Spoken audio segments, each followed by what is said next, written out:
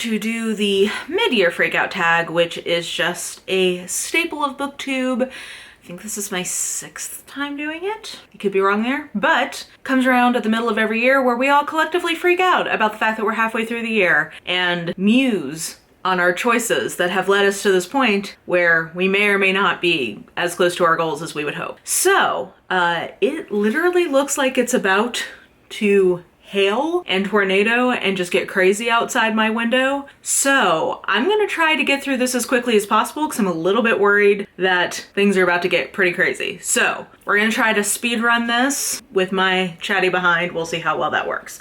Okay, first question. Ooh, do you hear that? Okay, first question is, it's the money question, the big kahuna, and it's the best book you've read so far in 2023. And I am gonna say Wrong Place, Wrong Time by Gillian McAllister. There's a couple of them that are in contention right now for the top of the list, and today this feels like the right answer because it's so unusual for me to give a full 5-star to this kind of thriller. It is a thriller with a speculative element. It is a really satisfying mystery component. Actually, it's not really a thriller. It really is more of like a mystery, a sci-fi mystery. And yeah, it involves the main character moving backwards through time until they can figure out what caused the precipitating events of the book. It's got some like poignant moments in it that make it a little meatier, and it's just great all around. So for right now, this is my top book so far of the year. The next question is the best sequel you've read so far, and I'm gonna put a tie right now between Fool's Assassin by Robin Hobb and Mammoths at the Gate by Nhi Vo. This doesn't come out till September, so don't hate me, but I think people are going to be really satisfied when they do get it. We get a lot more about Cleric Chi's background and personal relationship with the monastery from which they come, and I just thought that this was a really, really lovely story. This is probably my second favorite book in the overall realm of the Elderlings. There's a couple of them in contention for that. I would say it's between this and, oh god, whatever that middle book of the Tawny Man trilogy is. I can't think of what it is right now. This is either my second or third favorite in that overall series. It is, however, the first book of the last trilogy of that series, so don't start here. But yeah, it was really excellent. So 2 contenders there. For number 3, which is a new release you haven't read yet but want to, I picked The Mysterious Case of the Alberton Angels by Janice Hallett because this is a book that I've put on my 5-star prediction list. I've really enjoyed both of the 2 books I've already read from this author, and my friend Meg from Meg with Books told me that she loved this, and I think she's the one who recommended Wrong Place, Wrong Time to me. So like, I've got some hope that this is also gonna be 5 stars. We'll see. It's like a multimedia mystery, and it's, I think, kind of a cold case conspiracy kind of situation. So I don't know, we'll see what happens with that. And then most anticipated release for the second half of the year, I'm gonna go with 3. I think that's very respectable. All of which are sequels. So, System Collapse by Martha Wells is the next entry in the Murderbot Diaries series. The Chalice of the Gods is a new book in the Percy Jackson series that apparently happens after Heroes of Olympus but before the Trials of Apollo. And then Bookshops and Bone Dust is the sequel to Legends and Lattes. So excited for all 3 of those. And then the next question is biggest disappointment, and I don't know. I'm of a few minds. I think the most disappointing experience was reading the Bill Hodges series / now the Holly series as a part of the Goodreads Choice Awards mystery winners. Just that entire experience with Stephen King and realizing that I just don't think I'm gonna enjoy something from him that's a little bit more contemporary. That was very disappointing. If I had to pick one book, I would probably say The Sun in the Void by Gabriela Romero Lacruz. I always get her last name confused. But yeah, I didn't hate it. I gave it 3 stars, but I think I was really hoping it would be, 4 or 5 stars. It was one of my more anticipated new releases for the year, so I'm just disappointed that it didn't end up being, a standout. It was fine, but not a standout. So in that sense, it was disappointing. And then biggest surprise, I pulled 2 for this. One is Lone Women by Victor Laval, just because I really enjoyed this. I'm still thinking about it. I probably should bump this up to a 4.5 because I think this really was one of my favorite things I've read this year. And it didn't end up being the kind of story or the kind of horror that I was expecting. So I would say this was a surprise. And then, oh, also I just realized common denominator here, Buddy reads with Bethany. Both of these Bethany Buddy read with me in some capacity or other, even though they were bigger groups. Corinne by Rebecca Morrow. aka Rainbow Rowell, I think is what we've kind of decided on. This was just not what I thought it was gonna be. I don't know what I thought it was gonna be, but not this. How about that? So, it's not a romance. Please don't read this as a romance, but oh my God, it's really pouring out there. But it is an interesting general fiction about religious trauma, and we'll just leave it there. It wasn't the book I thought I was getting. It wasn't the book I thought I was getting. I'll leave it at that. Number 7 is favorite new author, debut, or new to you.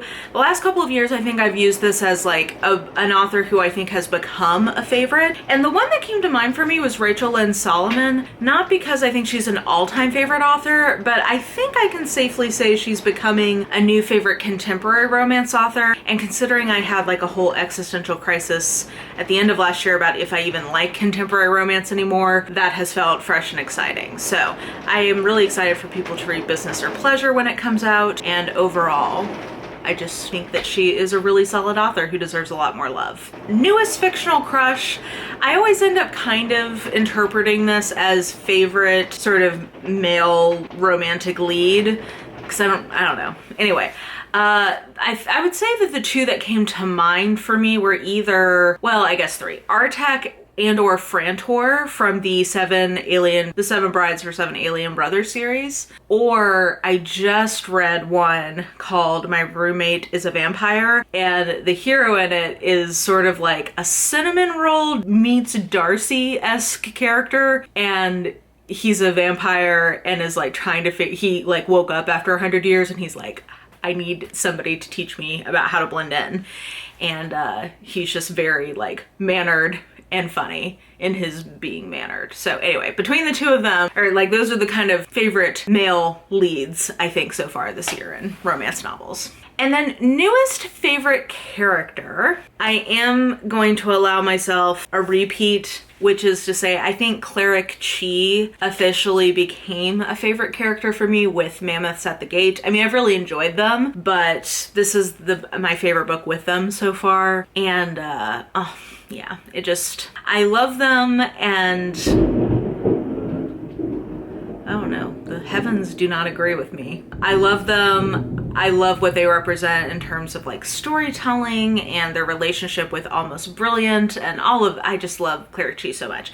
If I had to pick a new character, I would say B from Fool's Assassin, but this is my real answer. And then we've got Book That Made You Cry and Book That Made You Happy. I mean, I always cry in lots of books, but the one that comes to mind is The Last Quintista. This is the one that made me cry the most. Oh my God. The beginning of this book reminds me of the movie Up in terms of just like, what happened? How am I this emotional this quick? And then the book that made me happy, I picked Bed of Roses, which I think was my first read of the year. And it was when I was in my angsty, do I even still like contemporary romance moment?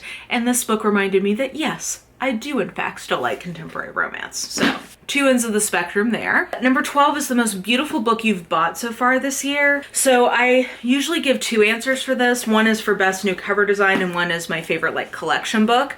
So far the best cover I've seen that has come out this year is Warrior Girl Unearthed. I just think this is beautiful. Firekeeper's Daughter was also a beautiful cover, so not surprising. And oh my gosh, I don't know if you can hear that, but literally my house is shaking from this thunder. So I just thought that this was a beautiful cover. There's been actually quite a few really nice covers that have come out this year, but this is the one that immediately came to mind. And then my favorite collection book so far this year is from the little Clothbound Classics. My favorite cover is this one for Summer by Edith Wharton, because look, it has all those cute little books, and I love the yellow with the pink. I love it when they do bright colors in this line. So this one is my favorite in my collection this year.